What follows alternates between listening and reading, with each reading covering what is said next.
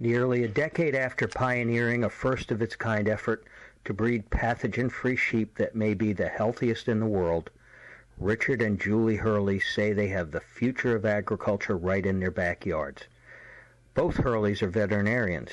They founded New England Ovis, a licensed U.S. Department of Agriculture breeding farm, in 2005.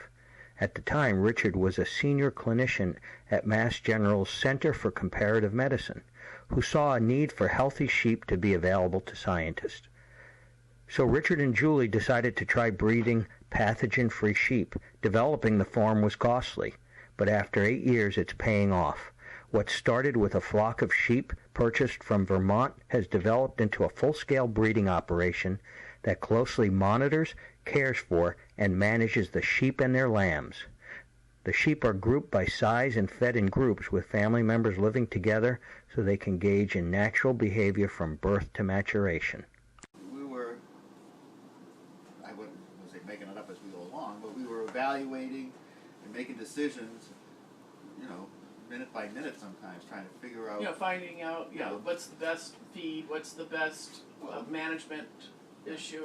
Is this an acceptable risk? What do we do to mitigate this problem? So we had to make choices on what, are we going to raise these animals in a concrete block building? Are we going to raise them in a bubble? How much biosecurity is going to be enough? And we just had to make some judgment calls. What's enough? What's not cost prohibitive?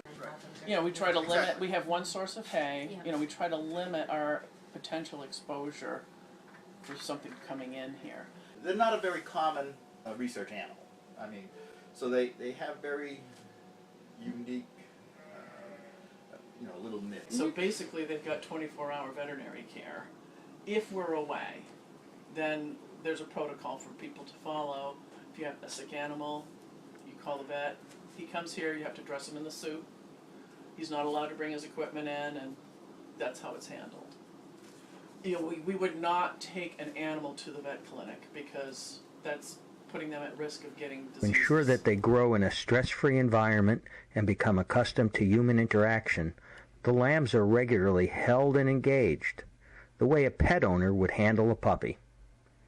Richard and Julie are well aware of the public controversy surrounding animal research for medical purposes, but they stress that the New England Ovis operation is the most efficient and healthy way to provide those research opportunities.